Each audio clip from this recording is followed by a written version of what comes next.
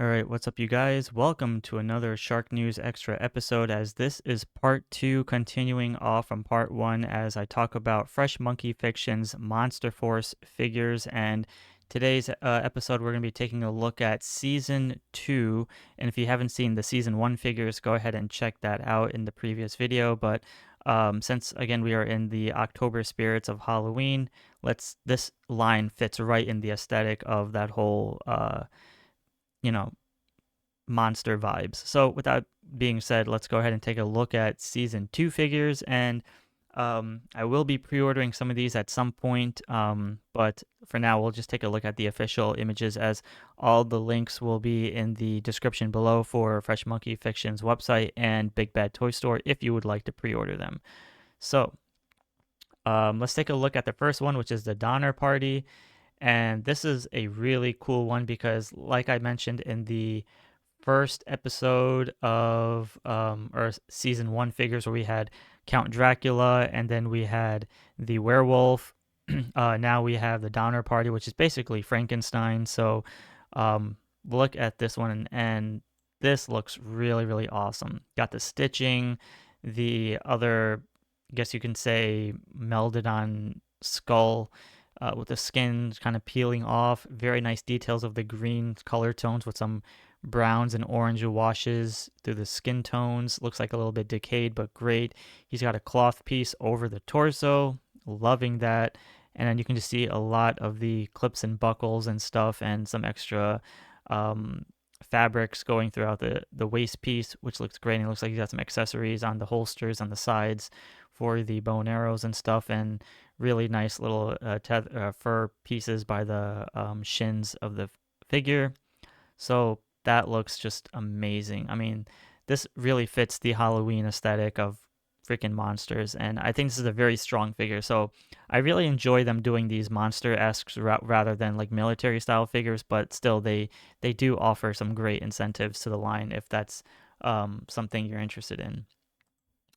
Next, we have Lieutenant Griffin, which is the Eraser, and this figure is a very interesting one because there's two ways to look at this figure. You have this one where, like I said before, we had Count Dracula, we had the werewolf, now we had Frankenstein, now we have the mummy. But we can see here it's more like double characteristics, because it's also like the Invisible Man, where well, first we'll take a look at this mummified version. As we can see here, he's got the bandages with the goggles. That looks freaking sick. Some great intricate design and sculpting by the torso piece. You can see a lot of nice designing there. Kind of gives it like a hexagon patterns and oval shapes, and then the straps, and then the pouches and stuff looks really good. It's got some red on the knuckles, and then some more red pieces by the I guess you can say, what do you call it? The shoot, I forgot the name of it. But anyways, the bombs. You can see the pouches, more clips and stuff, and then the legs look great. I think we've seen these knee pads before, but I think they might be a bit different. Not sure, but more details by the pants and stuff. So that looks sick. Very, very cool looking figure. But I do love that head sculpt. It's very, very unique. Look at that wash on the head sculpt. Very, very nice. So one of the things I wanted to talk about, which is the other portion of it, is the invisible head sculpt. So if you want to have more like the Invisible Man style, that looks freaking sick as well. So very cool translucent head sculpt. Will look really great in lighting depending on your choice. But yeah, very cool. So that is the Eraser, aka Lieutenant Griffin. Then we have, well, okay, let's skip over this one real quickly, but let's go to Dr. Caligari, just because this is probably my favorite reveal of this entire wave, because it kind of gives you the mad scientist vibe. First of all, look at that head sculpt. Look at the brains. I don't even know what the hell I'm looking at, but that looks so damn creepy and cool at the same time, and I absolutely love it. I mean, it's just got like this little brain in a tube. I mean, that's freaking sick. I mean, then here we have uh, roughly the same standard, I guess you can say long coat from the other figures of season one, but it's a bit different because you can see this guy has more of a leader approach to it. And again, mad scientist vibes. Nice straps by the left arm. Weapons look sick. And man, I don't know how to explain it. It's just you kind of get the era this whole line takes place in, right? So gives you that whole um, I guess you can say old school war vibes, if that makes any sense. So I absolutely love this figure. I think this is the strongest one of the entire wave, and probably my favorite one. So now let's take a look at the Sleepwalker Aerial Assault Trooper. Let's take a look at this one. So this one's great. This one will definitely be right in the alley of Dr. Caligari in the sense of the troopers that can be seen protecting or guarding the laboratory. So again, gas masks and very nice green eyes, very menacing. That looks incredible and scary at the same time. Very nice metal looking helmet. You can see he's got more straps and holsters, and you can see the knife in the sheath, extra clips and buckles, and some extra gadgets here, which really makes it very intimidating. And just the long coat itself is so damn cool. Boots are pretty simple. Um, long gloves, is great. Some grays on the shoulders and the weapon. Got some green trims and stuff on the goals. Very, very intimidating. Love it. Very, very cool looking figure. Then we have Halloween Boy. It's a little bit out of order, but that's okay. Let's take a look at. Let's take this one's a little more an action pose. We have Halloween Boy, and I'm kind of not sure what to make of this figure because the head sculpt is pretty unique with the high collar and stuff. But because again it's Halloween, we're right in the aesthetic of it, so why not? It's got the very cool orange outfit with some clips and holsters and stuff, some grenades, some clips, and then more, ammunition as well. Knee pads, I think we've seen those already, but really nice looking boots, sculpting with laces and stuff. You can kind of see the texture on the pants, which looks really great. So I think this looks great. The wide eyes, again, the face sculpt, I need to adjust to it just a little bit more, but it looks pretty intimidating for that matter. Otherwise, it's a nice figure to have for at least even the Halloween spirit. So that looks, I mean, it looks fine. It's good. Next, we're going to be taking a look at the agent, where this one has the whites, or should I say, what am I looking at here? So we have two agents where we have two different skin tones. So give me 1 second here.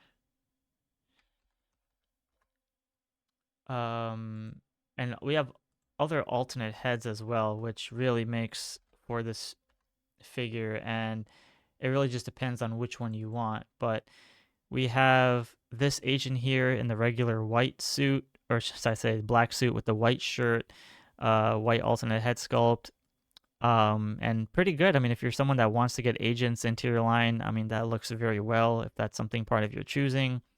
But then we have like the demon style as well, if you want to have him like more corrupted into the horror style. So that looks freaking sick. There's a name for these, so let me just see if I can find it. That's right here. Agents of Monster, the Black Watch. Okay, so yeah, so if you want to have like alternate hands of them, like more in the corrupted demon styles, I mean that's pretty cool. Then we have General Brown. Let's see here. So General Brown comes with two alternate head sculpts. I should have done this prior, but that's okay. Give me 1 second here. All right, so we have General Brown here. I think there's another name for this guy. Let me actually just make sure right here. Oh, no, same General Brown, the operational leader. So we have the more military style of the greens. You can see all the stitching that he has throughout the outfits, the honors that he's been received throughout the wars, and then nice looking hat. Um, Yeah, I mean, very, very nice badges and stuff. Sculpting very minimal, but it looks like it's got a nice crease by the pants. Very, very cool. I like that. And I'm pretty sure you can utilize this for any other figures of your choosing if you prefer, but um, it looks great. And it looks like he's been through some wars because he has a lot of age to him with a grayish mustache. So that's cool. Um, then we have an alternate head sculpt where we can see him with the white hairstyle. Very cool. So we can basically mix and match different head sculpts into the same outfits, but it definitely gives you like the rankings of leaders and stuff into how you want to go about your war skills. So that looks pretty sick. Then we have some more of the, I guess you can say, the army builders. So up first, we'll take a look at the Phantom Corps or the Phantom. Yeah. Which one do I want to look at? Let's take a look at this one. So this one has a super military vibe to it. You can tell that this is pre-zombified versions, as the outfits are all really cool camo designs. Got the khaki colored with the olive green tones, very cool browns and all that stuff. Looks very nice. But I think the highlight here really is the yeah, so it does come with a mummified version. I'm trying to see which one that is, but it's probably this one. Yeah, so you can see that the interior of the head sculpt is more brutal. So, and this one goes hand in hand with the Van Helsing figure, if you remember from the first episode where I talked about Van Helsing and the Phantom Core. That actually helps a lot with building your military style figures. Then we have the Apophis Legion, another great looking one. And let's see, let's take a look at this one. This one is the zombified version. You can see the bloodied up facial expressions, half the brain sticking out from the skin, some hair, decaying corpse. I mean, that looks freaking sick. Got some biting there, some flesh, some wounds. So roughly same sculpting. We can see a lot of the clips have been reused and stuff. So, but this really works for army building if you so choose. So that looks great, and does come with like additional hats and stuff. So yeah, very cool. Kind of like more of the jungle vibes. I like that. Then we have the Apophis Phantom Corpse. Um, so this one is roughly in the same style, just more bloodied up facial expressions, and you can see more flesh and wounds. And we've seen these sculptings before, but I love that whole outfit of the vest and stuff. It just looks very, very cool. So you can kind of get the idea of the storylines going with these figures and how much they're adapting to military and zombified versions, and while utilizing like the monsters era. Then we have the last but not least, we have the Apophis Legion counter. Hopefully that's right. Um, so we have the same roughly military style, but in the blue outfits, but we can see the skull designing. So if you mix and match between seasons 1 and season 2, you can see where the extra army builders are, the zombies and vampires and all that extra cool stuff. So this one looks really cool. I think it's the same head sculpt as the other one, just different color scheme, I guess, for the skin tones. But um, yeah, so you can see there he's got the beret, very cool. So again, mixing and matching army building is really what makes this line look very intimidating. So I think this is a very, very nice looking figure, and great addition to add if you're someone that wants to have a very different